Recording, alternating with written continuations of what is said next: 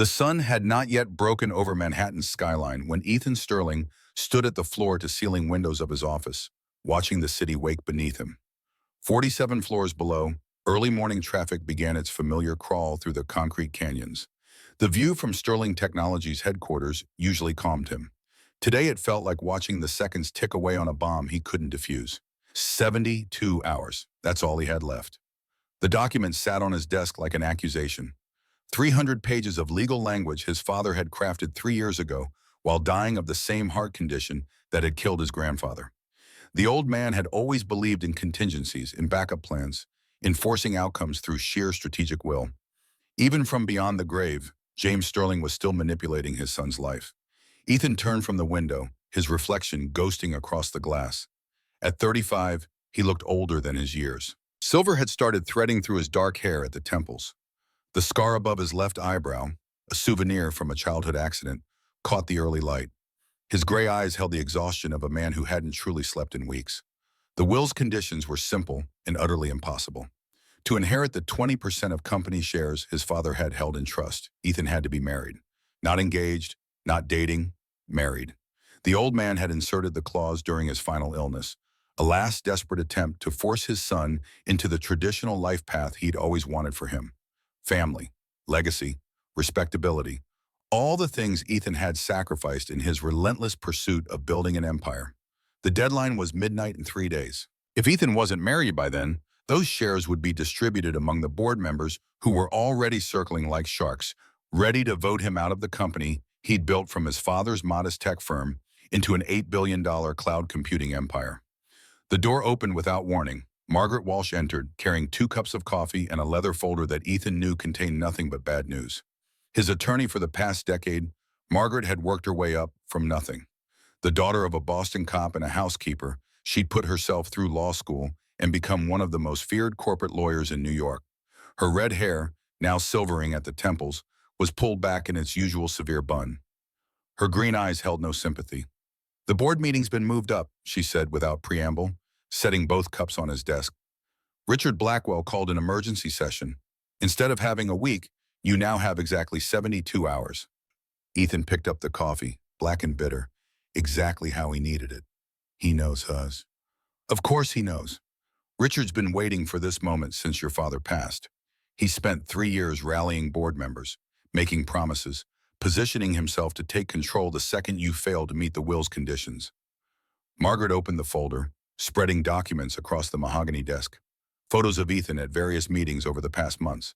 Copies of contracts his team had drafted. A list of 15 women who had all, for various reasons, refused his proposal. "Actresses wanting publicity said no because it was too risky," Margaret recited. "Models wanting connections said no because it was too complicated. Society women who might have found it amusing said no because their families would never allow it. You've run out of options, Ethan, and you've run out of time." He stared at the documents, at the evidence of his desperation laid out in black and white. 15 women, 15 rejections. Each one had looked at him and seen exactly what he was, a man trying to buy his way out of an impossible situation. None of them had been desperate enough or reckless enough to say yes. "There has to be someone," Ethan said, but his voice lacked conviction. Margaret studied him with the assessing gaze she usually reserved for hostile witnesses. "There is, but you're not going to like where we find her. I don't have to like it, I just have to survive it. Then get ready for tonight, the Metropolitan Museum benefit. I've arranged for you to attend. Keep your eyes open. Sometimes the best solutions come from the most unexpected places." Ethan wanted to argue, to demand a better plan, but Margaret was already gathering the documents and heading for the door. She paused at the threshold, something almost like sympathy crossing her features. "Your father loved you, you know. He just had a terrible way of showing it." Then she was gone, leaving Ethan alone with his coffee and his impossible deadline and the growing certainty that he was about to lose everything he'd spent his entire adult life building. Across the city in Brooklyn, Isabella Moretti woke to someone pounding on her door. The eviction notice had been slipped underneath while she slept. Official red stamp. 21 days to vacate. 3 months of back rent plus late fees, or lose the only space in New York where she could paint, where she could breathe, where she could be herself. Bella sat on the floor of her tiny studio apartment, paint-stained fingers trembling as she read the notice for the third time. The numbers didn't change. $67,000 in total debt, student loans from her MFA at Boston University, credit cards she'd maxed buying art supplies, back rent on this shoebox that cost more per month than her parents' mortgage in Boston. The morning light filtered through windows she'd splattered with paint over the years, creating abstract patterns across the hardwood floor. Canvases covered every available surface. Some finished, most not. All of them pieces of her soul rendered in oil and acrylic. None of them selling fast enough to keep her afloat in a city that devoured dreamers like her for breakfast. At 26, Bella had learned that talent meant nothing without connections. That passion couldn't pay rent. That being good at something didn't guarantee success. She'd moved to New York 5 years ago with a portfolio, a dream, and enough naivety to believe that would be enough. Now she worked 3 jobs. Morning shifts at a coffee shop in Soho, where entitled customers complained about the foam on their lattes. Afternoon sessions modeling for art classes at NYU, where students half her age sketched her body with clinical detachment. Evenings waitressing at private events through elite catering, serving champagne to people who spent more on a single outfit than she made in the 6 months. Her phone buzzed, a text from the catering company. Emergency request, Metropolitan Museum benefit tonight, triple pay for anyone who could fill in. Bella's fingers were typing her acceptance before her brain could fully process what she was agreeing to. Triple pay meant $66 an hour instead of her usual $22. 6 hours of work would give her almost $400. Not enough to solve her problems, but enough to buy time. Enough to breathe for another week. She pulled herself off the floor, stepping over canvases to reach the tiny bathroom. The mirror showed a woman she barely recognized anymore. Dark wavy hair that needed washing. Eyes the color of espresso, circled with exhaustion. Paint-stained fingers that never quite came clean no matter how hard she scrubbed. She'd lost weight she couldn't afford to lose.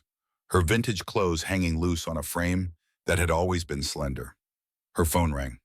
Marco, her older brother, the only member of her family who still spoke to her after she'd chosen art over the teaching career their parents had wanted. "Tell me you're eating," he said without preamble. "I'm eating." "Liar, I can hear it in your voice." "Bells, come home. Mom and Dad would take you back. You could teach art at the high school. It's not what you wanted, but it's stable." The offer was tempting. God, it was tempting. A steady paycheck, health insurance, the ability to sleep without worrying about eviction notices. But it would mean admitting defeat. Admitting that her parents had been right all along, that art was a foolish dream, that she should have played it safe. "I've got a gig tonight," she said instead. "Good money. I'll be fine." Marco sighed, the sound of a man who'd had this conversation too many times. "You know I love you, right? Even when you're being stubborn as hell." "I love you too. Tell everyone I said hi." She ended the call before he could argue further, before the temptation to give up could take root. The eviction notice still lay on the floor where she dropped it. 21 days. She had 21 days to come up with 3 months' rent or lose everything. Bella looked at her paintings, at the work that had consumed the last 5 years of her life, at the visual diary of her struggle and her passion and her refusal to give up even when giving up would have been so much easier. "Not yet," she whispered to the empty room. "I'm not done yet." The Metropolitan Museum rose before her that evening like a temple to everything she'd always aspired to, but never quite reached. Bella entered through the service entrance, a different world from the red carpet being rolled out at the front, where Manhattan's elite would arrive in limousines and designer gowns. Rosa, her supervisor, checked her in with barely a glance. The woman was 50-something, with sharp eyes that missed nothing, and a manner that suggested she'd seen every possible variation of human behavior and been unimpressed by all of it. "Table 47, West Gallery. Champagne and hors d'oeuvres. Don't speak unless spoken to. Keep moving. Stay invisible." Standard instructions. Bella had perfected the art of being invisible. She found her station, arranged her tray with the kind of precision that came from months of practice, and waited for the guests to arrive. That's when she saw him. Ethan Sterling entered through a side door, flanked by 2 men in dark suits who were clearly security. Even in the harsh fluorescent lighting of the service corridor, he was striking. Tall, well over 6 feet, with dark hair showing that distinguished silver at the temples. Sharp cheekbones that looked carved from marble. Eyes the color of winter storms, currently focused on the phone in his hand with laser intensity. He wore his tuxedo like armor, every line perfect, every detail exact. But there was something in his expression, a tightness around his mouth, a tension in his shoulders that spoke of a man carrying weight no one else could see. "I don't care what the board thinks," he said into the phone, his voice deep and controlled but edged with steel. "The announcement happens tonight. Everything is in place." His eyes swept the corridor, landed on Bella. For a moment, their gazes locked. She saw something flicker across his face. Calculation, assessment, decision. He ended his call mid-sentence, walked directly toward her. Bella's heart began to pound. Had she done something wrong? Was she not supposed to be in this corridor? Should she leave? Her mind raced through possibilities, none of them good. "Excuse me." His voice was even closer now, that controlled baritone that made her instinctively straighten. "What's your name?" She met his eyes. They were even more intense up close, pinning her in place with an almost physical force. "Sophia Romano." The lie came automatically. She'd been using her middle name for catering jobs, keeping her art identity separate. "How much do they pay you for tonight?" The question caught her off guard. She could see Rosa watching from across the corridor, probably wondering why a guest was talking to staff before the event had even started. "I'm sorry, what?" "How much for this shift? I can see your name tag. You're with Elite Catering. They pay 15 an hour for these events, maybe 20 for something this high profile. Am I right?" 22, she said, confused and increasingly nervous. "Oui, well, how would you like to make $50,000 instead?" The number hit her like a physical blow. She actually took a step back, nearly dropping her empty tray. Her eviction notice, her debt, her student loans, her entire life's financial disaster could be solved with that number, which meant this had to be a joke, a test, or worse. "I'm sorry?" $50,000, he repeated, watching her face carefully. "For approximately 6 hours of work. Maybe less. Are you interested?" This had to be what she thought it was. Men with money, men with power, they all eventually revealed what they really wanted. She'd heard the stories, had friends who'd been propositioned, who'd been offered money for things they'd never agree to do. "I'm not," she started, but he cut her off with a raised hand. "Not what you're thinking," he said, and there was something almost amused in his expression, despite the obvious tension radiating from him. "Though I appreciate that you jumped to that conclusion fast enough to refuse. Shows character." "Then what?" "I need a wife. Tonight. For one event and possibly a few carefully orchestrated public appearances over the next month. Then an equally public, amicable divorce. You get 50,000 at signing, another 50 when the divorce is finalized." The words were so absurd that Bella actually laughed, a short, sharp sound that echoed in the concrete corridor. "You're serious." "Completely." "You're insane." "Probably," he agreed, but his eyes never left hers. "But also desperate. And you, Sophia Romano, look like someone who understands desperation." His gaze dropped to her bag where the eviction notice was sticking out, that official red stamp visible even from where he stood. Bella felt her face flush. She wanted to be angry at his presumption, at the way he was looking at her like a problem to be solved, a transaction to be completed. But he wasn't wrong. She was desperate. "Do you have a criminal record?" he asked, already pulling out his phone, fingers moving across the screen with practiced efficiency. "Any scandals in your past? Vengeful ex-boyfriends? Social media presence that would complicate things?"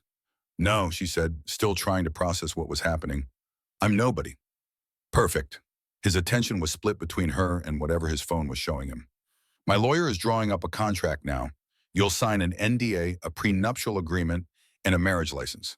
I'll arrange for a judge to perform a private ceremony within the hour. We'll appear together at the gala as husband and wife. One kiss for the cameras, some dancing, basic couple behavior. Then you go home with a check that clears tomorrow morning." "This is insane," she repeated, but her voice had lost its conviction. He looked up from his phone, and for just a moment, the armor cracked. She saw the desperation there, the fear, the absolute certainty that he was out of options and out of time. "Think about it," he said, and his voice softened just slightly. "What would $50,000 mean to you right now?" She thought about her eviction notice, about her student loans, about the art supplies she couldn't afford, and the opportunities she'd missed, and the constant grinding stress of trying to survive in a city that wanted to crush her. She thought about the paintings in her studio, the ones she'd never finish if she lost her space, the dreams she'd have to abandon. "One night," he said, "a few appearances, then freedom for both of us." "Why me?" The question came out as a whisper, but he heard it. held her gaze as he answered with a bluntness that should have offended her, but somehow felt refreshing in its honesty. Because you're here. Because you're beautiful enough to be believable, but unknown enough to disappear afterward. Because you need money and I need a solution, and we have approximately 45 minutes to make this happen before my window closes. Her mind raced. This was crazy. Probably illegal. Definitely unethical. Her mother would be horrified. Her friends would think she'd lost her mind. But $50,000, possibly 100 if she made it through whatever he meant by a few appearances. That was 2 years of rent. That was freedom to paint full time. That was her dream, purchased with one night of pretending. I need to see the contract first, she heard herself say. He smiled for the first time and it transformed his face from coldly handsome to something approaching devastating. Smart. I knew I chose right. Follow me. The next hour passed in a blur that felt like falling through someone else's life. Ethan led her through corridors she'd never seen, past security who nodded at him without question, into a private room that looked like it belonged in a different century. High ceilings, ornate molding, furniture that belonged in a museum. Margaret Walsh was already there, a woman in her 50s with sharp green eyes and an expression that suggested she'd seen everything and been impressed by nothing. The stack of documents on the antique desk looked official and terrifying. This is Sophia Romano, Ethan said. Sophia, this is Margaret Walsh, my attorney. She'll walk you through the contracts. Margaret's handshake was firm, her gaze assessing. Have a seat, Miss Romano. We have a lot to cover and not much time. The NDA was straightforward in its severity. Bella couldn't discuss the arrangement with anyone ever. Violation meant immediate legal action in return of all money received. The penalty for breach was $5 million, an amount so astronomical it made her head spin. The prenuptial agreement was almost insulting in its thoroughness. She had no claim to any of his assets, properties, or income. She couldn't contest the divorce. She agreed to make no public statements about him after their separation. She would receive exactly what was promised and nothing more. The marriage license looked almost innocent by comparison. Just 2 names on an official form. Sophia Romano and Ethan James Sterling. Like they were a real couple. Like this meant something. Do you understand everything you're signing? Margaret asked, her voice neutral but her eyes searching Bella's face for something. Doubt, perhaps, or good sense. I think so. You think so or you know so? This is a legally binding marriage, Miss Romano. Fake or not, you'll actually be married. That comes with implications. Margaret paused, then added something Ethan clearly hadn't mentioned. There's a clause in Mr. Sterling's father's will. The marriage must last a minimum of 1 year to be considered valid. Mr. Sterling believes he can get it waived, but you should know the full terms before you sign. Bella looked at Ethan. He met her gaze steadily, not denying it. I'm working on the waiver, he said. It shouldn't be an issue. But it might be, Margaret said flatly. Full disclosure, Miss Romano, that's my job. Bella looked at the contracts, at the promise of $50,000, at the eviction notice in her bag, at the choice between honesty about impossible terms and deception about temporary salvation. I understand, she said, and reached for the pen. Her hand shook as she signed. Ethan watched her, and just before she finished, he said quietly, You can still walk away. She paused, pen hovering over the final signature line. Can you? She asked. No. Then we're both trapped. Let's spring the trap together. She signed her name in all the required places, watched Ethan do the same with quick, confident strokes that spoke of a man who'd signed 1,000 contracts and never looked back. Judge Whitmore arrived 15 minutes later. He was a small man in his 60s with kind eyes that asked no questions. The ceremony lasted less than 3 minutes. Standard legal vows that meant everything and nothing. No guests, no flowers, no music, just words spoken in a room that had seen 100 years of history and would forget this moment by morning. You may kiss the bride, the judge said, his tone almost apologetic. This was the moment, the point of no return. Bella looked up at Ethan Sterling, this stranger who was about to become her husband, and knew she could still refuse, could still run, should run, but $50,000, but her studio, but her dreams. She stayed still. He leaned down, his hand coming up to cup her face with unexpected gentleness. His thumb brushed her cheekbone. His eyes asked a question she answered by not pulling away. The kiss was soft, brief, nothing like what would come later. Just a whisper of lips against lips, over in a heartbeat. But even that small touch sent electricity racing down her spine, made her breath catch. made her wonder what she'd just agreed to. When he pulled back, something had shifted in his expression. A crack in the armor, gone so fast she might have imagined it. His phone buzzed. He checked the transfer confirmation, then showed her. $50,000 deposited into the account number she'd provided. Real money. Real consequences. Really married. "We need to get you ready," he said, his voice rougher than before. "Margaret, take her to the styling suite. 1 hour." Bella found herself being led through more corridors, up a service elevator, into a room that looked like something from a movie. Racks of designer gowns. A team of stylists who appeared from nowhere. Equipment that probably cost more than her yearly income. "What's happening?" she asked as someone began removing the pins from her hair. "You can't attend the Metropolitan Gala in a catering uniform," Margaret said, scrolling through her phone with the efficiency of someone who'd orchestrated Stranger Things. "Mr. Sterling wants you in something that will photograph well, but won't draw excessive attention." A man in his 40s approached, African-American with perfect skin and an energy that filled the room. "I'm Jerome, and honey, we are going to make you absolutely stunning. Well, more stunning. You're already gorgeous. We're just enhancing." A woman with a blonde pixie cut and a British accent bounced over. "I'm Sophie.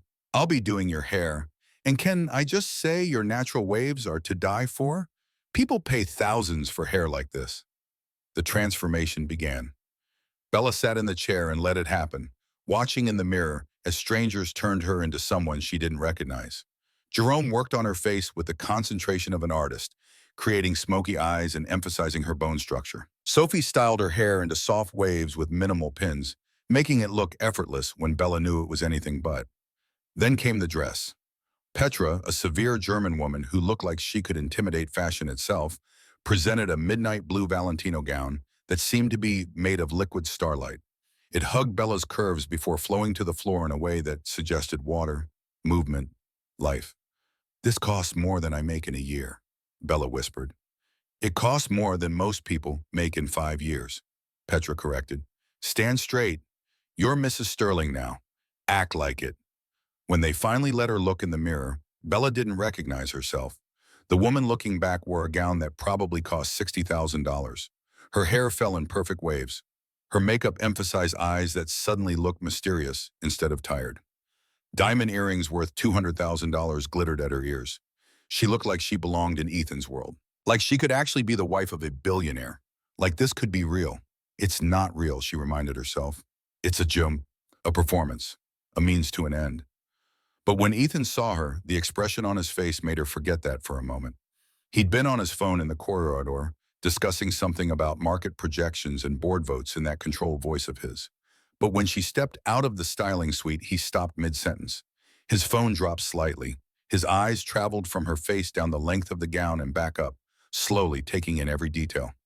"You look," he started, then seemed to lose the words. "Perfect," Margaret supplied. "She looks perfect, ready to be photographed as your wife." He nodded but didn't look away from Bella. "Are you ready for this?" he asked. And it was the first time he'd asked her preference rather than simply telling her what would happen. "No," she admitted, "but I don't think I ever will be. Let's just do it." He offered his arm. She took it. The fabric of his jacket was soft under her fingers, but she could feel the tension in his muscles. He was as nervous as she was, she realized. This mattered to him in a way that went beyond money, beyond business. This was survival for him too, just in a different way. The gala had already begun. They could hear music, laughter, the sound of hundreds of people who lived in a world Bella had only ever witnessed from the outside, serving them champagne while they barely noticed she existed. "You'll be fine," he said quietly as they approached the main gallery. "Just stay close to me. Smile. Play the part. When we kiss, make it convincing." The doors opened, light and sound washed over them like a wave. Crystal chandeliers cast golden light across a space that looked like something from a dream. Women dripped with diamonds that probably cost more than Bella would earn in a lifetime. Men wore tuxedos that fit so perfectly they had to be custom made. Everyone moved with the easy confidence of people who had never questioned whether they belonged. Bella felt like a fraud, like any moment someone would point at her and shout imposter, and security would drag her back to the service entrance where she actually belonged.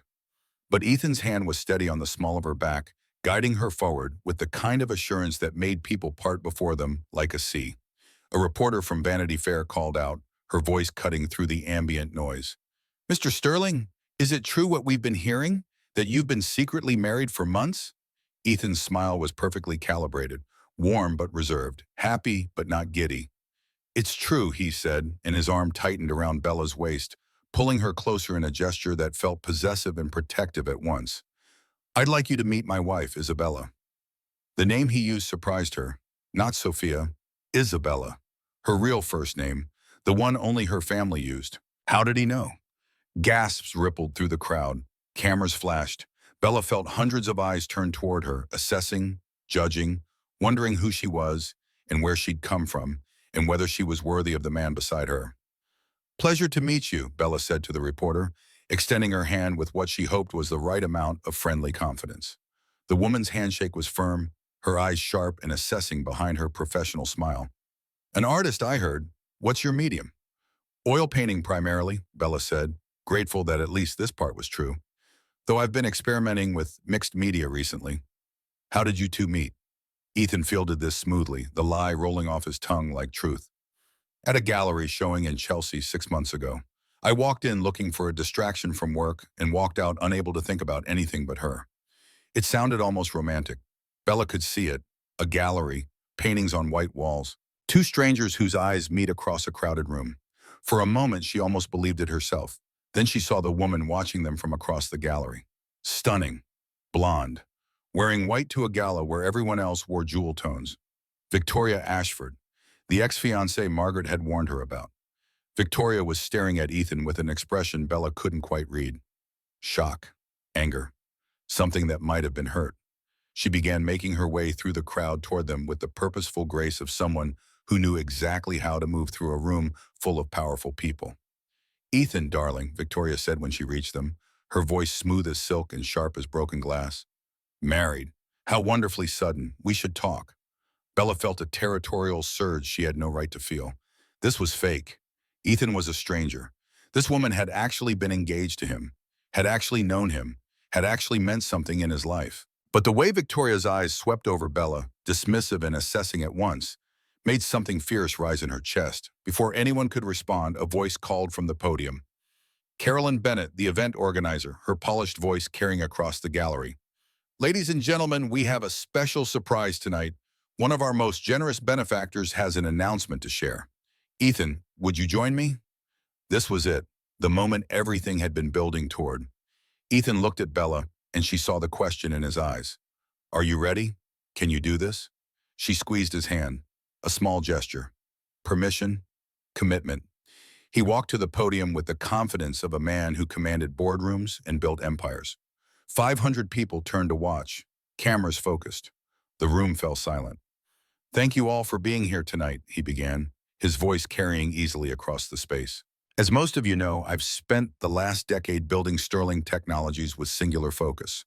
Some might say obsession. His eyes found Bella's in the crowd, held there. That focus brought professional success, but it cost me something important. Connection, community, love. Murmurs rippled through the audience. This wasn't the cold businessman they knew. This was someone else, someone vulnerable. 6 months ago, I met someone who changed my perspective entirely, who reminded me that building a company means nothing if you're not also building a life. He held out his hand to her. This was it, the performance, the moment they were selling to 500 witnesses and a dozen cameras. Bella walked to him on legs that trembled beneath her designer gown. When she reached him, he took her hand and pulled her close. Tonight, I want to introduce you all to Isabella Moretti Sterling, my wife. And the reason I'm standing here understanding for the first time what really matters. Applause erupted, cameras flashed, and Ethan turned to face her fully, the audience and the cameras and the entire world fading until there was only his storm gray eyes looking at her with an intensity that stole her breath. This is where we kiss, he said so quietly only she could hear. Make it count. His hand came up to cup her face, thumb tracing her cheekbone in that gesture she was starting to know. But this time when he leaned in, there was no hesitation, no careful distance. This kiss was acclaiming. His lips met hers with a hunger that shocked her. Her hands came up to grip his shoulders, not for show, but for balance, because her knees actually weakened. His arm tightened around her waist, pulling her body against his until she could feel his heart pounding through the layers of expensive fabric between them. The kiss deepened, His tongue traced the seam of her lips, and she opened for him without thinking, tasted him, felt him groan quietly against her mouth. She forgot entirely that they were on a stage, that people were watching, that this was supposed to be fake. When they finally pulled apart, both breathing hard, she saw something dangerous in his eyes, something that matched the liquid heat now coursing through her veins. The audience was applauding. Some were whistling. Someone near the front shouted something about getting a room, and laughter rippled through the crowd. But Bella barely heard any of it because Ethan Sterling was looking at her like she was the only real thing in a room full of beautiful illusions, and she was looking back the same way. And somewhere between the contract and this kiss, everything had changed. The rest of the gala passed in a haze. They danced because cameras wanted shots of the happy couple swaying together. They smiled because people were watching. They played their parts perfectly, but the tension between them built with every touch, every glance, every moment their bodies pressed together on the dance floor. "You're trembling," he said as they moved to music Bella couldn't really hear over the pounding of her own heart. "I know. Are you cold?" No, she wasn't cold. She was on fire. Then what? She looked up at him, at his face so close she could count the silver threads in his hair, could see the exact shade of gray in his eyes. "This doesn't feel like pretending anymore." His jaw tightened. "It has to be. After tonight, after a few carefully orchestrated appearances, this ends. You get your money, I get my shares. We both walk away." "Is that what you want?" The question came out before she could stop it, and she saw him flinch as if she'd struck him. "What I want is irrelevant. This is a business proposition. That's all." But the way he was holding her contradicted his words. The way he was looking at her like she was water, and he was dying of thirst. "You're a terrible liar," she whispered. "For a business arrangement, you are holding me like you mean it." "The cameras are watching. This has to look real." Bella made a decision, one that was probably stupid, definitely reckless, but standing there in his arms, feeling things she had no right to feel for a man she'd met hours ago, she couldn't help herself. "Then let's give them a show," she said, and pressed herself closer.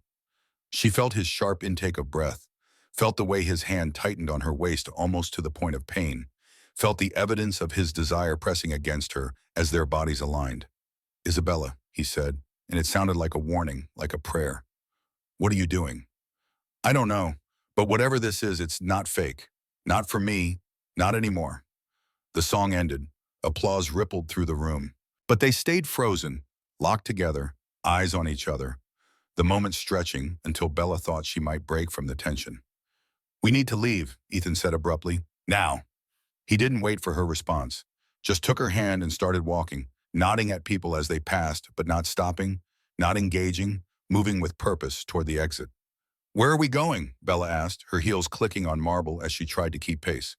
"My car, then my penthouse. We need to talk." "About what?" He stopped right there in the middle of the gallery with people milling around them, with cameras potentially watching. Turned to face her fully. "About the fact that I just agreed to pay you $50,000 and I'm about to ruin everything by taking you to bed." The blunt honesty of it should have shocked her, should have made her pull away, reminded her this was business, nothing more. Instead, she squeezed his hand. "Maybe I want you to ruin it." They barely made it to the car. His driver, a stoic man who had clearly been trained not to react to anything, opened the door without comment. Bella slid into the back of the black Mercedes, followed immediately by Ethan, who pulled her into his lap the moment the door closed. The privacy screen went up. And then they were alone in the dark leather interior, the city lights sliding past tinted windows. And his mouth was on her neck, her collarbone, the curve of her shoulder exposed by her gown. "Tell me to stop," he said between kisses. "Tell me this is a mistake, and we should stick to the original arrangement." But his hands were sliding up her thighs, pushing the fabric of her gown higher, and she was gasping, threading her fingers through his hair, pulling him closer instead of pushing away. "Don't stop," she breathed. "Don't you dare stop." The penthouse rose before them like a promise and a threat. 47 floors above the city where normal people live normal lives. When the private elevator opened directly into his home, Bella stepped into a world of floor-to-ceiling windows and modern furniture and art that probably belonged in museums. She barely noticed any of it because the moment the elevator doors closed behind them, Ethan was on her again, backing her against the wall, kissing her like she was oxygen, and he'd been drowning. "Last chance," he said against her mouth. "We can still go back." Pretend this didn't happen. But even as he said it, his hands were finding the zipper of her gown, pulling it down in one smooth motion. The dress pooled at her feet, leaving her in nothing but the black lace lingerie the stylist had insisted she wear. Ethan pulled back just far enough to look at her, and the expression on his face made her feel more naked than the lack of clothes. God, you're perfect. He wasn't looking at her like a business transaction anymore. He was looking at her like she was art, like she was something precious and rare that he couldn't quite believe he was allowed to touch. Your turn, she said, reaching for his bow tie with fingers that fumbled. He helped her, removing layers of expensive fabric until she could see the body beneath. Lean muscle that proved he didn't spend all his time behind a desk. Smooth skin marked by a scar across his ribs that she would ask about later, when words made sense again. Are you sure about this? He asked, even as his hands traced the curve of her waist. Because once we cross this line, I'm sure, she interrupted. I've never been more sure of anything. It wasn't entirely true. Part of her knew this was reckless, that sleeping with her fake husband on the night they met was probably the worst decision she could make. But the larger part of her, the part that was tired of playing it safe, tired of denying herself anything that felt good, didn't care. He lifted her easily, her legs wrapping around his waist as he carried her through the penthouse. She caught glimpses of spaces she'd explore later, a living room with art on the walls, a kitchen that looked barely used, a hallway lined with photographs she wanted to examine. Then they were in his bedroom, all dark wood and white sheets, and he was laying her down like she might break, covering her body with his, and the weight of him was perfect. The heat of his skin against hers, making her forget every reason this was a terrible idea. They came together like people who'd been alone too long, who'd forgotten what it felt like to be touched with intention, to be wanted for more than what they could provide. And somewhere between the desperate kisses and the whispered names and the moment when he finally slid inside her, filling her completely, Bella stopped thinking about contracts and money and pretending. This was real, terrifyingly, impossibly real. Afterward, they lay tangled together, both trying to catch their breath, both trying to process what had just happened between them. Ethan's phone buzzed on the nightstand. He ignored it. It buzzed again and again. Finally, he reached for it, his other arm still wrapped around Bella, holding her close like he was afraid she might disappear. His face changed as he read whatever was on the screen. The warmth that had softened his features hardened back into something colder, more controlled. What is it? Bella asked. He showed her the message. From Margaret. 3 words that changed everything. Richard knows. Board meeting moved to 4 days. Federal fraud charges possible if marriage proven fake. Bella felt her blood run cold. Federal charges? Ethan sat up, running a hand through his hair in a gesture that spoke of a man realizing he'd made a terrible mistake. There's something I didn't tell you. Something about my father's will. What? If the marriage is proven fraudulent, if we can't demonstrate genuine intent, I don't just lose the company. We both face federal fraud charges. Prison time, potentially. The words hung in the air between them like an accusation. Bella pulled the sheet around herself, suddenly feeling very naked and very foolish. You didn't think that was important information to share before I signed those contracts? I thought I could handle it. I thought we could make it convincing enough that no one would question it. You lied to me. I gave you outs, multiple times. You chose to sign. After you knew I was desperate enough to take any option you offered. She was out of the bed now, looking for her clothes, trying to remember where her dress had ended up in their desperate rush to get naked. Ethan stood too, pulled on pants, blocked her path to the door in a gesture that wasn't threatening, but was definitely intentional. I'm sorry, I should have told you everything, but I'm asking you to stay. Please. Why should I? Because that kiss felt real to me too, and I haven't felt anything real in years. The honesty in his voice stopped her, made her look at him, really look at him, and see past the billionaire, past the businessman, to the man underneath who was just as scared and lost as she was. I need to think, she said finally. Alone. Tonight. He respected that, showed her to a guest room that was more luxurious than anywhere she'd ever slept. Left her there with her thoughts and her fears and the growing certainty that she'd just made either the best or worst decision of her life. Bella lay in the enormous bed, touching her lips where he'd kissed her, feeling the pleasant ache in her body from what they'd done. Her phone buzzed, a text from an unknown number. I know what you did. This won't end well. She stared at the message, her heart pounding. Someone was watching. someone new. And whatever she'd gotten herself into was far more dangerous than she'd imagined. In another room, Ethan stood at his window, looking out at the city that had always been his kingdom, wondering how a struggling artist with dark eyes and paint-stained hands had gotten under his skin in a way no one ever had. His phone showed the bank transfer confirmation. $50,000 to Isabella Moretti. Payment for services to be rendered. A transaction that should have been simple. Except nothing about her was simple. And the way she'd looked at him, the way she'd said his name, the way she'd fit in his arms like she belonged there, all of it terrified him more than losing his company ever could. They were both in trouble now, both trapped in a web of lies that had somehow started feeling like truth. And with only 4 days until the board meeting that would determine everything, Ethan knew one thing with absolute certainty. He'd never be able to let her go. Morning came too soon, bringing with it the harsh clarity that only daylight and regret can provide. Bella woke alone in the guest room, disoriented for a moment before memory rushed back in a flood of sensation.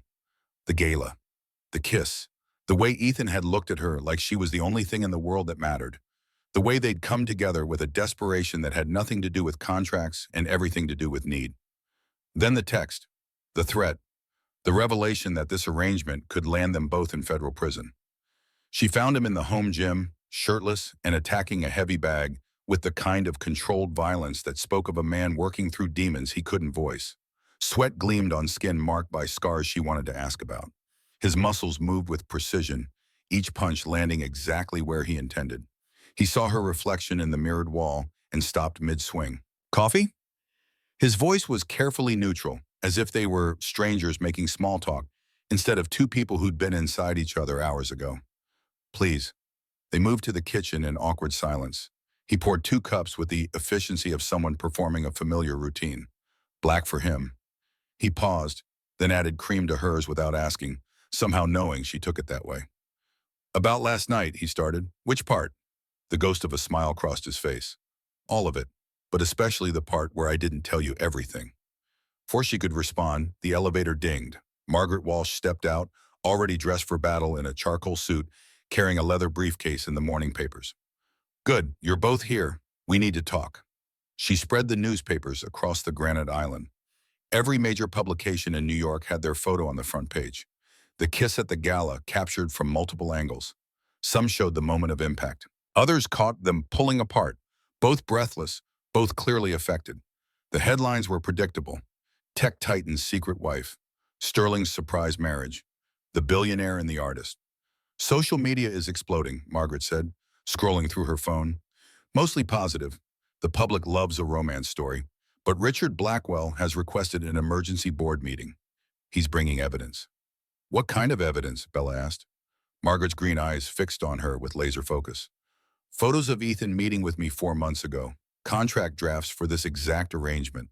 A timeline proving you went from strangers to married in under 6 hours. He's building a fraud case. Can he prove it? Ethan's voice was controlled, but Bella could hear the tension underneath. Not if we prove the marriage is genuine. Not if we can demonstrate real intent to build a life together. Margaret paused. The board vote is in 4 days. Until then, you two need to be inseparable. Convincingly in love. Starting with the couple's photo shoot this afternoon. Bella felt the walls closing in. Photo shoot? New York Times wedding announcement. Standard practice for people of Ethan's status. The photographer is Anthony Rivera, one of the best in the business. He's also got an uncanny ability to spot fake relationships. Margaret looked between them. Whatever happened last night, I hope it was convincing. Because you're going to need to recreate that chemistry for the cameras. After Margaret left, Bella and Ethan stood in the kitchen, the morning sun streaming through floor-to-ceiling windows. The city spread out below them like a promise neither of them knew how to keep. I should get my things from Brooklyn, Bella said. I can't stay here. You have to stay here. Paparazzi are already camped outside your building. One photo of you leaving a Brooklyn walk-up in yesterday's clothes, and the fraud narrative writes itself. So I'm a prisoner? You're my wife, at least for the next few weeks. He moved closer, close enough that she could smell his cologne mixed with sweat from his workout. I know this isn't what you signed up for, but we're in it now. Both of us. We either commit to selling this, or we both go down. The intensity in his eyes reminded her of the man who'd kissed her on stage, who'd made love to her like she was the answer to a question he'd been asking his whole life. 4 days, she said. Then what? Then we hope the board believes us, and we figure out what the hell we're doing. The afternoon found them in a Soho photography studio, surrounded by equipment that probably cost more than Bella's art school tuition. Anthony Rivera greeted them with the easy confidence of someone who'd photographed presidents and supermodels and never been impressed by either. Mr. and Mrs. Sterling, he said, his accent carrying hints of his Queen's upbringing. I've shot 500 couples for the Times. I can always tell who's faking it. So let's skip the awkward part and get to the real stuff. Yeah? Ethan's hand found Bella's lower back, a gesture that was becoming familiar. Possessive, grounding. The first setup was formal, evening wear against a neutral backdrop. They stood together like business partners, stiff and careful not to touch more than necessary. You look like you're negotiating a merger, Anthony called out. Give me something real. Touch her like you mean it, Sterling. Bella, look at him like he's not a walking tax return. Despite herself, Bella laughed. The sound broke something in the tension. Ethan's mouth curved into a genuine smile, the first she'd seen all day. Better, Anthony said, camera clicking. But I need more. Tell me how you met. Real story, not the press release version. Bella and Ethan exchanged glances. The truth was impossible, but maybe they could find truth in the spaces between the lies. I saw her across a room, Ethan said slowly, his eyes on Bella. And I knew my life was about to change. I thought he was insane, Bella added, offering me something that sounded too good to be true. Was it? Anthony asked. Too good to be true? Bella looked at Ethan, really looked at him, at the way exhaustion shadowed his eyes, at the tension he carried in his shoulders like armor, at the vulnerability he tried so hard to hide. I'm still figuring that out. Anthony lowered his camera. Now we're getting somewhere. Next setup, bedroom scene. They were led to a space dressed to look like morning after, white sheets, soft light filtering through gauze curtains, intimate without being explicit. Ethan removed his shirt. Bella's breath caught despite herself. In the harsh studio lights, she could see every line of muscle, every scar.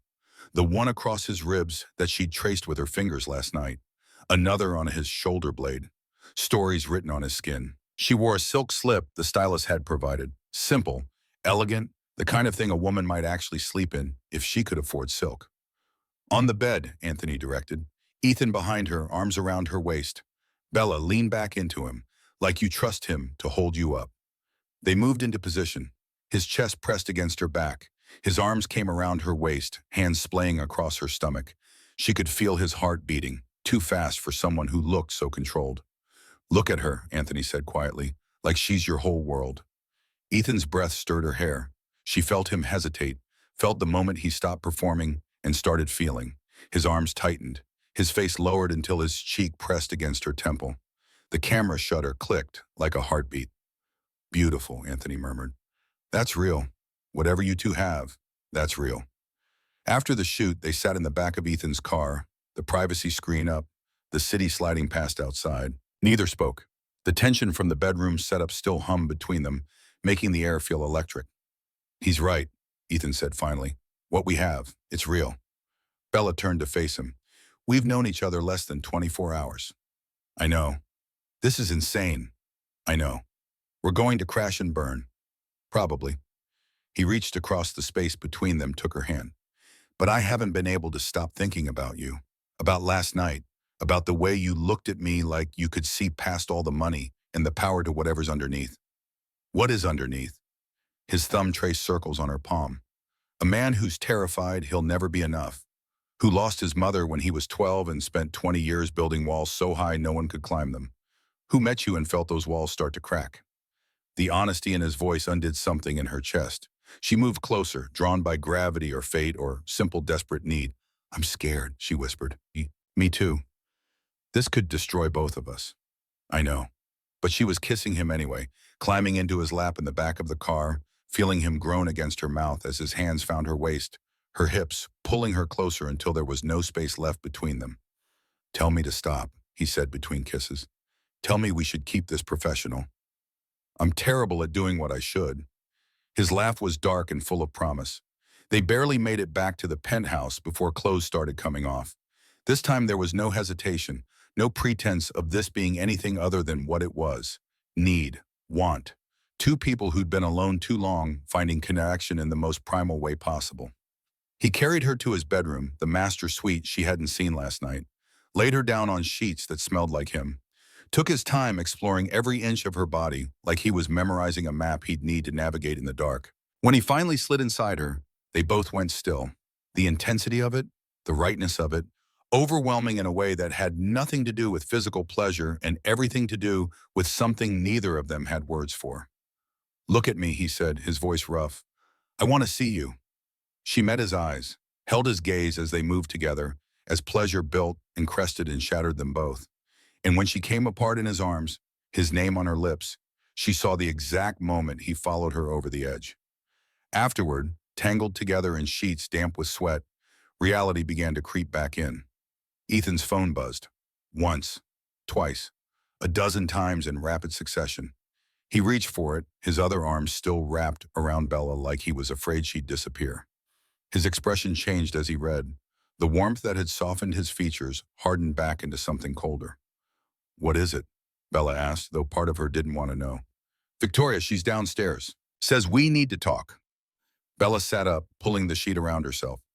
"Your ex-fiancé wants to talk to us? Now?" Apparently, he was already getting dressed, pulling on pants and a shirt with efficient movements. "Stay here, I'll handle this." Like hell, Bella was out of bed looking for clothes. "If she's part of this mess, I want to know what she has to say." Victoria Ashford looked nothing like the polished society woman from the gala. Her blonde hair was pulled into a messy ponytail. No makeup, jeans and a sweater instead of designer gowns. She looked human, vulnerable, scared. "I'm sorry to just show up," she said when Ethan let her in. Her eyes went to Bella, still in the silk robe she'd grabbed. "Both of you, I'm sorry." "For what?" Ethan's voice was carefully neutral. Victoria pulled out her phone, placed it on the coffee table between them. "Richard Blackwell approached me 4 months ago, before you even started looking for a wife. He offered me $2 million to sabotage any marriage arrangement you tried to make." The words hung in the air like poison. "And you took it," Bella said. "I took it." Victoria's voice cracked. "I was angry, hurt. My family's business is failing. And I thought, why not? Why shouldn't I get something out of this?" "What changed?" Ethan asked. "He wants more now. Wants me to claim you sexually harassed me during our relationship. Wants me to testify at the board meeting that this marriage is fake, that you told me about it months ago." Tears were streaming down Victoria's face now. "I can't do it. I won't. Whatever we had, Ethan, you were always honest with me, even when it hurt. Richard is a snake." She pushed the phone across the table. "I recorded everything, every conversation, every threat. 7 months of evidence. He's not just trying to take your company. He's been embezzling from it for years.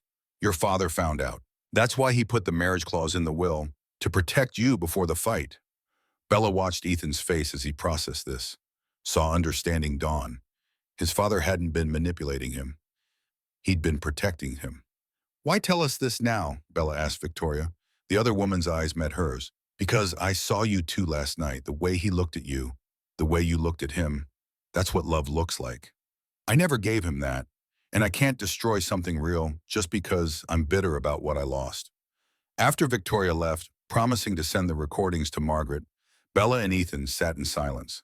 The morning had started with distance and ended with intimacy, and now circled back to the impossible complexity of their situation. "Your father loved you," Bella said quietly. "The marriage requirement wasn't about control.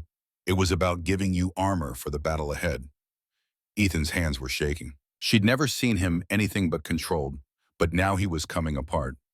"I spent 3 years hating him for that clause, thinking he was trying to force me into his idea of a perfect life." His voice broke. "And he was just trying to protect me." Bella moved to him, wrapped her arms around him, held him as he finally let himself feel the grief he'd been holding at bay.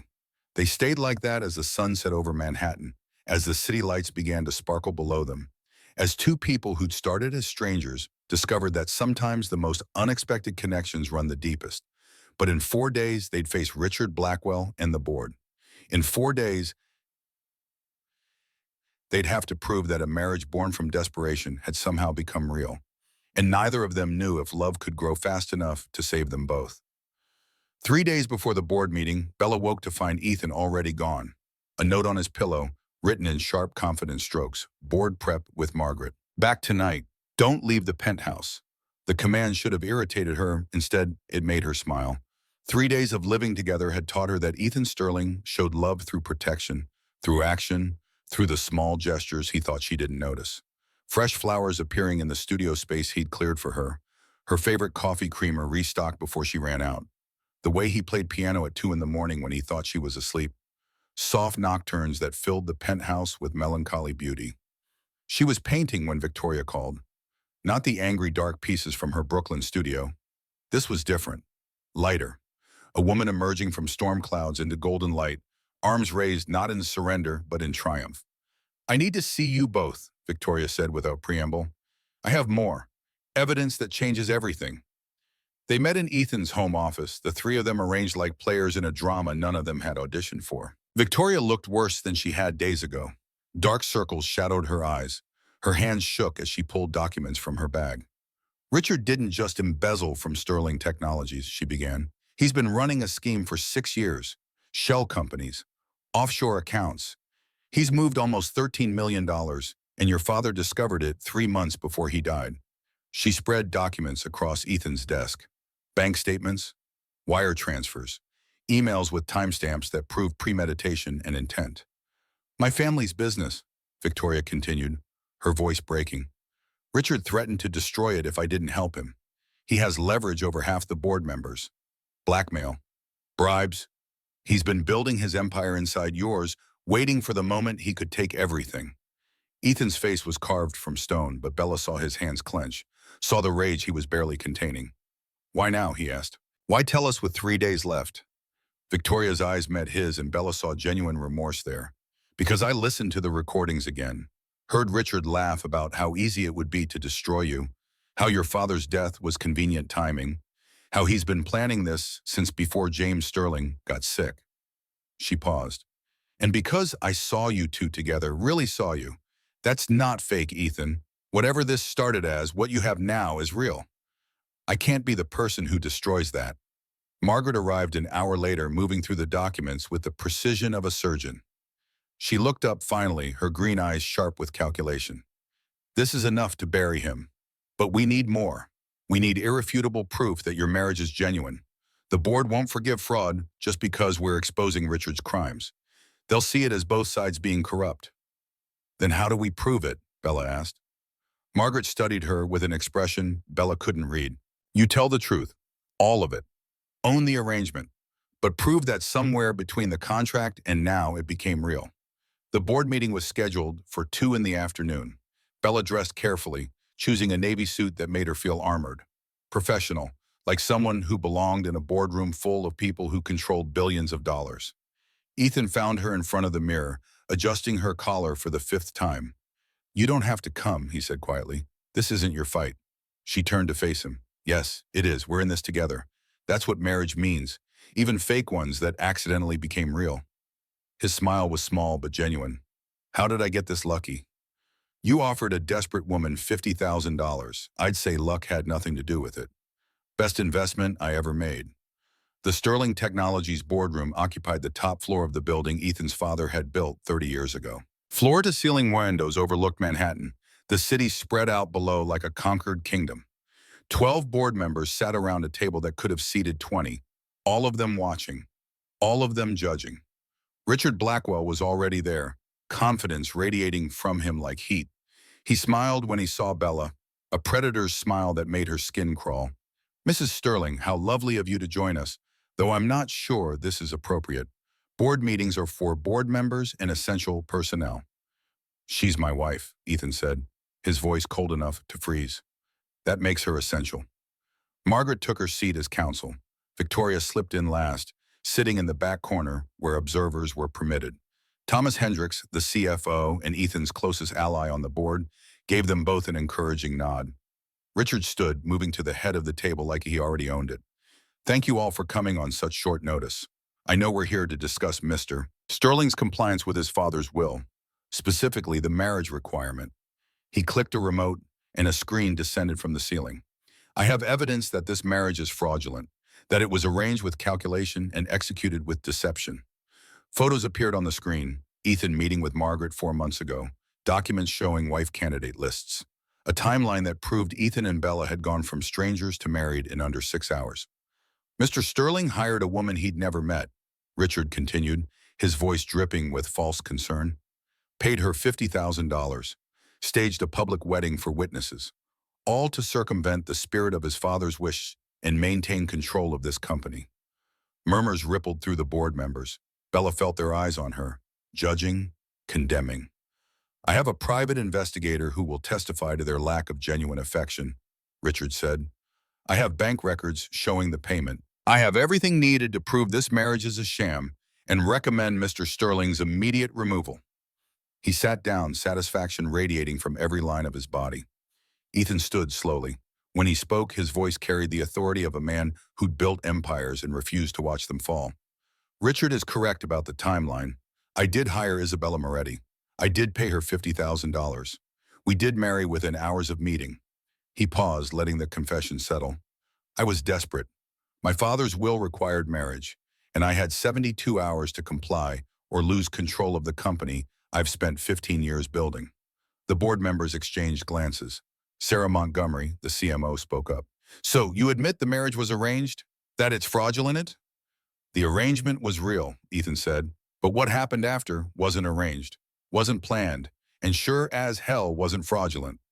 He looked at Bella then, and she saw everything in his eyes: fear, hope, love. Isabella was supposed to be temporary, a solution to an impossible problem. But somewhere between that first contract and this moment, I fell in love with her. Actually, stupidly, completely in love with her. Richard laughed, the sound harsh in the quiet room. How convenient, how perfectly timed. You expect us to believe that in 3 days you developed genuine feelings. I don't expect you to believe anything, Ethan said, but I'm going to tell you the truth anyway. He began to speak, and Bella listened to him describe their first meeting, the desperation they'd both felt. The moment at the gala when the kiss had lasted too long felt too real. The way she'd challenged him, called him out, refused to let him hide behind his money and his walls. I've dated women who wanted my wealth, he said, who wanted the lifestyle I could provide. Isabella wanted none of it.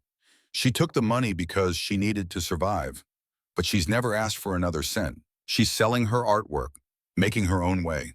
She doesn't need me, she chooses me, and that's the difference between arrangement and marriage. Robert Clark, the tech VP, frowned. That's a moving speech, Mr. Sterling. But it's still just words. We need proof. Bella stood then. She hadn't planned to speak. Margaret had advised against it. But listening to Ethan defend their marriage, defend her, she knew what she had to do. You want proof? Her voice was quieter than Ethan's, but it carried. I can tell you things about your CEO that no one else knows. Things you don't learn in 3 days unless you're paying attention. Unless you care. She moved to stand beside Ethan, close enough to feel the heat radiating from his body. Ethan plays Chopin's Nocturne in E-flat major at 2 in the morning when he can't sleep. His father taught him when he was 7, and it's the only time he lets himself feel vulnerable. He has nightmares every Tuesday because that's the day his mother left. He drinks his coffee black because his father did, but he secretly loves caramel. I see him smell mine every morning when he thinks I'm not looking. The board members were listening now, really listening. He has a scar on his ribs from when he was 9 years old. He saved a dog from a burning building and spent 3 weeks in the hospital. The dog lived. He keeps a photo of it in his desk drawer, even though he pretends he doesn't care. He alphabetizes his books, but claims he doesn't. He keeps every card his father ever gave him. He cries during certain Chopin pieces because they remind him of everything he lost. Bella's voice broke, but she kept going. You think I learned these things for $50,000? You think someone can fake the kind of intimacy that comes from watching someone when they don't know you're watching? From holding them through nightmares? From learning their scars and their fears and their secret softness? She looked directly at Richard Blackwell. I don't care about the money. I don't care about this company. I care about the man standing next to me. The one who sees me, really sees me, and doesn't try to change what he finds. The one who built me a studio in his penthouse without asking because he knew I needed space to create. The one who learns Italian phrases to impress my parents. The one who is terrified of losing everything, but more terrified of losing me. Sarah Montgomery's expression had softened. Even Robert Clark looked less skeptical. That's not arrangement, Bella said. That's love. Messy and complicated and born from the strangest circumstances. but real. More real than anything I've ever felt. The room was silent. Then Margaret stood. "Since we're being honest," she said, her voice crisp and professional, "let's discuss Richard Blackwell's honesty, or lack thereof." She began distributing folders to each board member. Richard has embezzled a $12.7 million from Sterling Technologies over 6 years. Shell companies, offshore accounts, tax evasion. James Sterling discovered this before his death. That's why he included the marriage clause in his will, not to force his son into a relationship, but to give him legal protection before the war with Richard began. Chaos erupted. Board members opening folders, scanning documents, voices rising in shock and anger. Richard stood, his face flushed. "This is fabrication. Desperate lies from desperate people." "We have recordings," Victoria said from the back of the room. All eyes turned to her. "Richard approached me 4 months ago. Offered me $2 million to sabotage Ethan's marriage attempts. I recorded everything." She played the audio. Richard's voice filled the boardroom, cold and calculating, discussing bribes and blackmail and how easy it would be to destroy Ethan Sterling once James was dead. "You're all hearing this," Richard said, his composure cracking. "These recordings could be edited, manipulated." "They weren't," said a new voice from the doorway. Marcus Webb, the private investigator Richard had hired, stepped into the room. Behind him, 2 FBI agents in dark suits. "I'm actually a federal consultant," Webb said. "Have been for 8 months. Richard Blackwell hired me to fabricate evidence against Mr. Sterling. I recorded everything. He's under investigation for securities fraud, embezzlement, witness tampering, and conspiracy." The FBI agents moved toward Richard. One of them spoke the words that ended kingdoms. "Richard Blackwell, you're under arrest." The handcuffs clicked shut with a sound that echoed in the silent boardroom. Richard's face had gone pale, all his confidence draining away as the reality of his situation crashed over him. "This isn't over," he spat as they led him toward the door. "You can't prove your marriage is real. You'll still lose everything." "Actually," Thomas Hendricks said, standing for the first time, "I move that we affirm Ethan Sterling's position as CEO and recognize his marriage as legitimate. All in favor?" 11 hands rose. Only Richard's seat remained empty, his vote no longer counting. "Motion carried," Thomas said. "Welcome back, boss." The boardroom emptied slowly, members shaking Ethan's hand, nodding to Bella with new respect. When they were finally alone, just Ethan and Bella and Margaret, the weight of what they'd survived settled over them. "You did it," Margaret said, something almost like pride in her voice. "Both of you." Then she left them alone in the boardroom. The city spread out below them, the sun setting over Manhattan in shades of gold and amber. Ethan pulled Bella into his arms, held her like he'd never let go. "That speech," he said against her hair, "the things you said, were all true?" "I know, that's what terrifies me." She pulled back to look at him. Why?" "Because I don't deserve you. I hired you, paid you, turned you into a pawn in my corporate chess game. And I said yes. I chose this. I chose you." She cupped his face in her hands. "Stop trying to protect me from my own choices." He kissed her then, soft and sweet and full of promise. When they finally pulled apart, he rested his forehead against hers. "Marry me again." "We're already married." "I know, but marry me for real this time. Let me do it right. Let me stand in front of people who matter and tell them I choose you every day for the rest of my life." Bella felt tears spill over, but she was smiling. "Yes. Yes, you stubborn, damaged, perfect man. Yes." 3 months later, they stood in a small chapel in the Hamptons. 35 guests, all people they loved. No media, no cameras, just family and friends witnessing something real. Bella wore a simple vintage dress she'd found in a Soho boutique, white lace and flowing fabric, barefoot because she wanted to feel the earth beneath her. Her hair down, a crown of wildflowers woven through it. Ethan wore a navy suit, the color she'd told him she loved on him. No tie, no armor, just a man about to marry the woman he loved. Marco walked her down the aisle. Her father had given permission, but this honor belonged to her brother, the man who'd never stopped believing in her. The string quartet played Chopin's Nocturne. Ethan's eyes filled with tears the moment he saw her. She mouthed, "I love you," and watched him mouth it back. The vows they'd written together were simple and honest. "Isabella," Ethan began, his voice steady despite the tears, "I proposed to you first as a business deal. I propose second as a grand gesture in front of cameras. Today I propose to you as the man you've made me, someone capable of love, of trust, of being seen completely and not running away. You are my partner, my best friend, my home. I promise to choose you every single day. Not because I have to, because loving you is the easiest honest choice I've ever made. Bella was already crying. Ethan, I said yes to you first for survival. I said yes second for show. Today I say yes because you are my choice, my only choice. You see me, the broken parts and the messy parts and the ambitious parts, and you love all of it. You've given me freedom to be myself fully. Not a trophy, not an accessory, but a partner. I promise to be your safe place to land, to remind you you're worthy of love, to call you out when you're being stubborn, to paint you into every story I tell for the rest of my life. When the officiant pronounced them husband and wife, for real this time, the kiss they shared was witnessed by love, not cameras, by people who knew their story and loved them anyway. At the reception, Margaret gave a toast that had everyone laughing through tears. I've facilitated a lot of mergers in my career. This is the only one that made me cry. You stubborn idiots proved that sometimes the most unexpected partnerships are the strongest. Congratulations.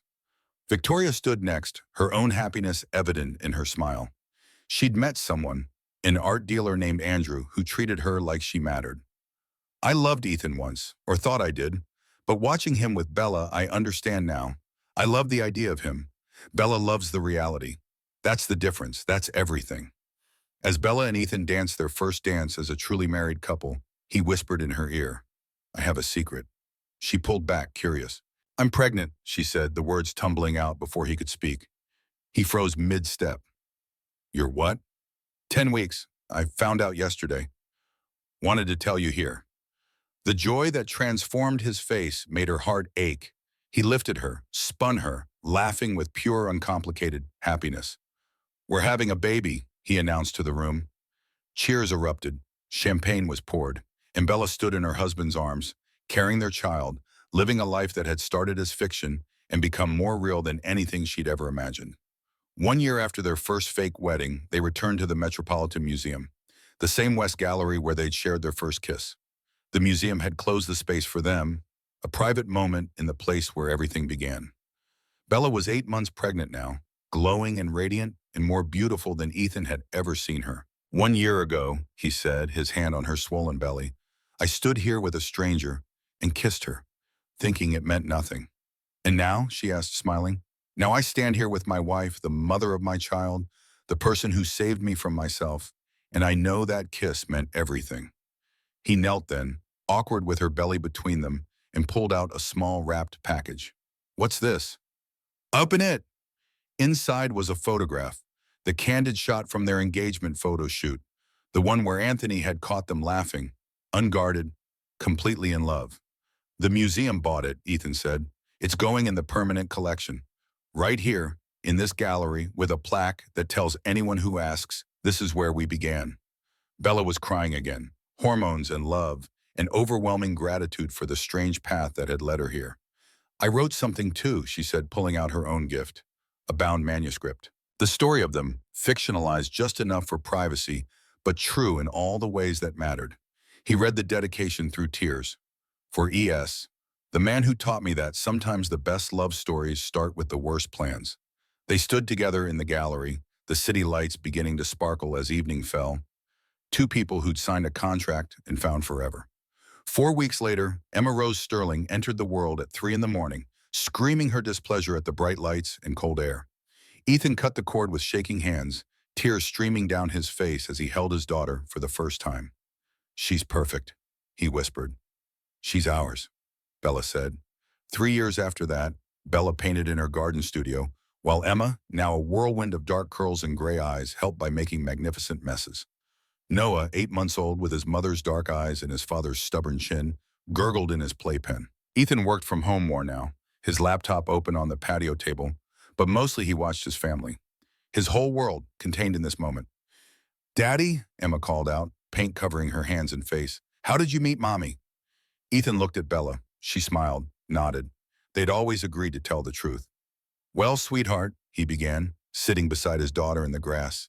Daddy needed help with something very important, and Mommy needed help too. So we made a deal. What kind of deal? A business deal. Daddy needed a wife and Mommy needed money. Emma's face scrunched up. That's silly. Very silly, Bella agreed, joining them. But something magical happened. What? We fell in love, they said together. Like in princess stories? Better than princess stories, Ethan said, because it was real. Emma seemed satisfied with this and went back to her painting. But later, when the children were asleep and Bella and Ethan stood on their balcony overlooking the ocean, she asked the question that mattered. Do you ever regret it? How we started? Ethan pulled her close, his arms around her waist, their bodies fitting together like they'd been designed for this. Not for a second. Every mistake, every complication, every moment of fear and uncertainty. I'd do it all again exactly the same way. Wait, no, because every path led me to you, and you are worth everything. Below them, the ocean whispered against the shore. Above them, stars scattered across the sky like promises. And between them, love that had started as transaction and became transformation. Sometimes the best things in life come from the worst plans. Sometimes desperation leads to destiny. Sometimes a billionaire needs a fake wife. And sometimes that fake wife becomes the realest thing in his life. This was their story. Born from necessity, built on honesty, sustained by love. And it was just beginning.